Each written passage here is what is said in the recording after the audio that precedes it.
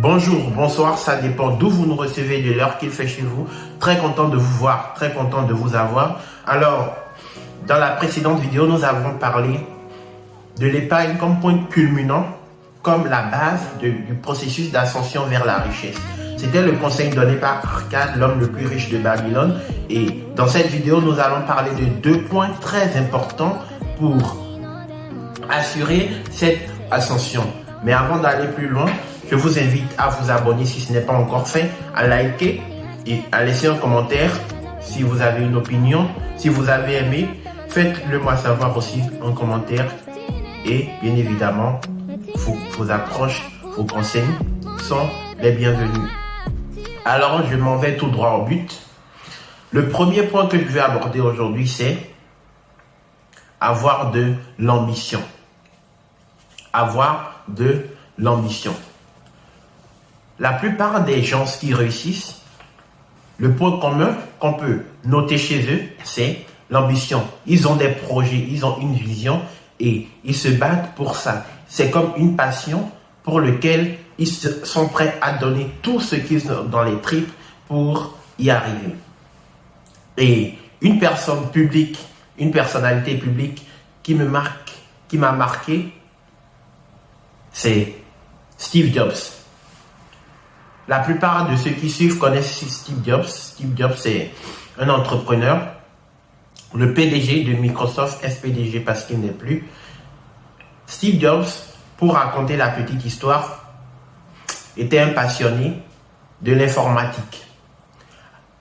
Jobs, à la base, n'était pas son nom parce que il fut adopté par la famille Jobs pour porter ce nom-là.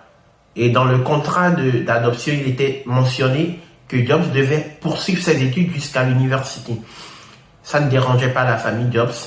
Du coup, ils l'ont adopté. Jobs, plus tard, rencontre Steve Wozniak, qui aussi est un passionné de l'informatique. Très vite, la mayonnaise a pris. Les deux ont développé une amitié à nul autre pareil. Parce que quand vous rencontrez quelqu'un avec qui vous avez les mêmes visions des choses, vous avez des projets, vous avez la niaque, la connaissance, vous pouvez faire tellement de grandes choses. Et c'est ce qui s'est passé avec Wozniak et Jobs. Alors les deux amis se sont partagés des projets, ils ont travaillé ensemble. Et pendant ce temps, Woz avait commencé à travailler sur des circuits imprimés parce que son idée à lui, à la base, c'était de créer un ordinateur. Donc, Woz a créé un ordinateur et qu'est-ce qui s'est passé? Pas un ordinateur, excusez-moi. Woz a créé les circuits imprimés. Ces circuits imprimés, c'est ça qui sert aujourd'hui de carte-mère sur les ordinateurs. En réalité, les carte-mères, pour ceux qui ne savent pas, c'est un circuit imprimé, qui permet de connecter tout ce qui est souris, clavier, USB, les processeurs des PC, les barrettes de RAM et tout ce qui va avec. Donc voilà, ils ont créé cela et Jobs allait vendre par-ci et là les cartes mères qu'ils avaient produits. Ces deux n'avaient pas de l'argent pour s'acheter un petit ordinateur. Du coup, ils ont bossé ensemble pendant 6 mois pour créer leur propre ordinateur. Donc, ils prenaient des pièces dans les débris, dans tout ce qu'ils trouvaient. Parce qu'il y avait pas mal de boutiques en informatique. Ils arrivaient à collectionner des choses et à travailler ensemble. Et au bout de 6 mois, ils ont créé leur premier ordinateur. Donc, c'est le Apple version bébé. Donc, quand ils l'ont créé, qu'est-ce qui s'est passé? Une boutique de vélo qui était dans la ville de Mountain View a passé une commande de 50 ordinateurs. Bien sûr, c'était le début, c'était la plus grosse vente, leur première vente est la plus grosse pour eux. En ce temps, ils n'avaient pas d'argent pour financer les acquisitions en matière première pour construire l'ordinateur, les 50 ordinateurs. Alors, ils ont pu convaincre les distributeurs locaux de leur donner $10 000 de pièces pour leur permettre de construire les ordinateurs. Et qu'est-ce qui s'est passé? Ces distributeurs-là, dans locaux, leur ont accordé ces pièces sans garantie. Sans garantie. Donc, ils ont vraiment su les convaincre. Donc, finalement, ils ont obtenu cela. Ils ont fait les 50 PC qu'ils ont livrés. Pour un début, c'était beaucoup d'argent qu'ils ont pu se faire. Et voilà comment Apple a commencé. Il faut dire que tout ça, aujourd'hui, Apple est dans la Silicon Valley, mais autrefois, Apple n'était pas là. Apple était en Californie, dans le garage de Jobs, et c'est là que les deux travaillaient. Et qu'est-ce qui s'est passé plus tard? Jobs a continué à vendre les 4 mers par-ci, par-là, puisque avant c'était une première commande d'ordinateur. Ils ont continué à vendre les 4 mers dans les boutiques, dans les distributeurs locaux. Et Woz, pendant ce temps, travaillait sur une Apple version améliorée, donc l'Apple 2. Et qu'est-ce qui s'est passé? Woz a finalisé son projet. Et l'Apple 2 était un produit révolutionnaire parce que tous les ordinateurs qui existaient étaient complètement étriqués par rapport à ce qu'il venait de construire. C'était révolutionnaire.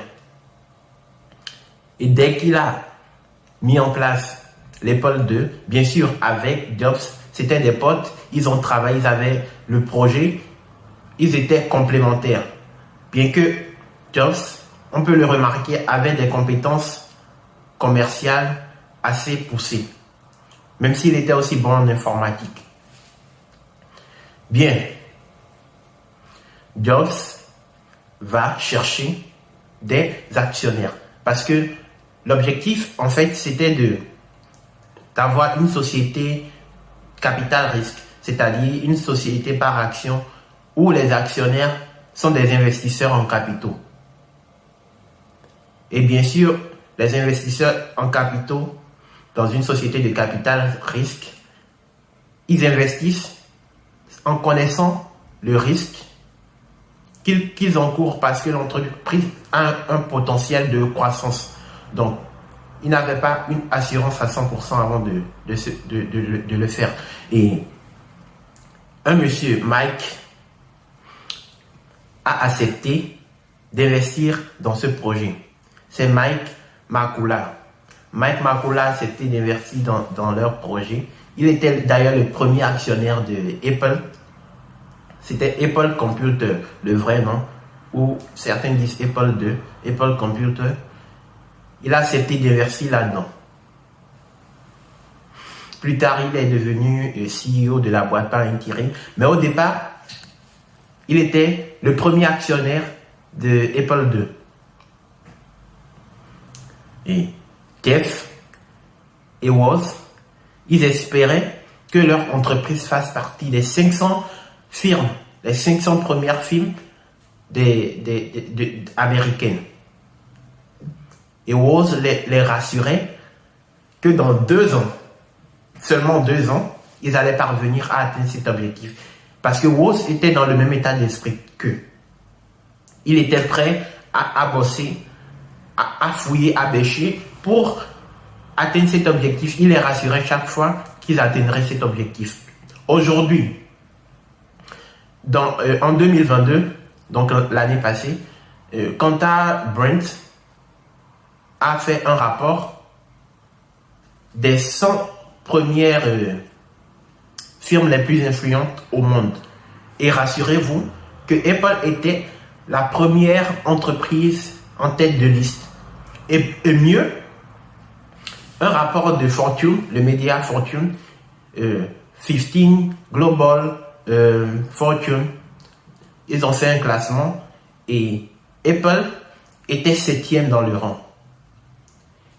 Sur les 7, il y avait 2 entreprises américaines qui étaient en tête, des entreprises chinoises et une entreprise de l'Arabie Saoudite. Et Apple était 7e. Regardez d'où ils sont partis et où ils sont arrivés. C'est dans ce sens que l'histoire de Steve Jobs m'inspire. C'est un modèle, un exemple d'homme ambitieux, passionné par ce qu'il fait. Et quand l'ambition était là, les actions étaient automatiques. Les actions venaient naturellement. Ce n'était pas une corvée de travailler, de veiller, de ne pas dormir pour atteindre cet objectif-là. Donc voilà mon point.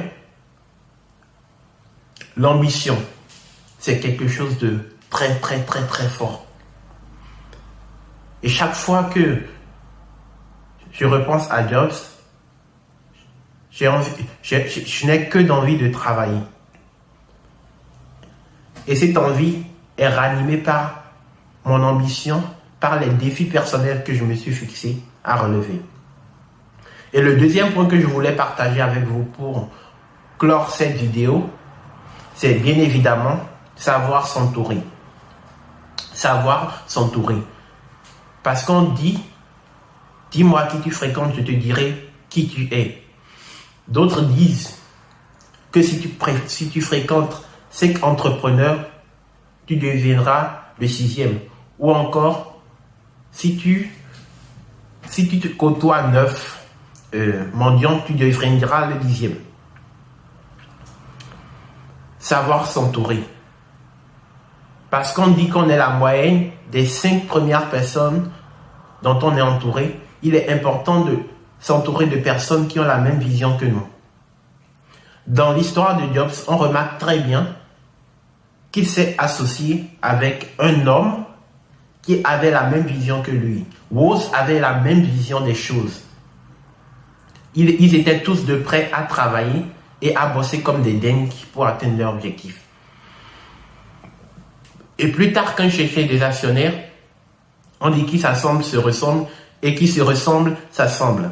C'est sûrement parce que Mike ressemblait à cet état d'esprit de Woz et de Jobs qu'il s'est associé avec eux parce qu'il a vu que ces gars-là, c'est vrai, l'entreprise est assez balbutiement, c'est vrai, mais il y a un potentiel, je suis prêt à prendre le risque. Il était le premier actionnaire à s'engager dans Apple.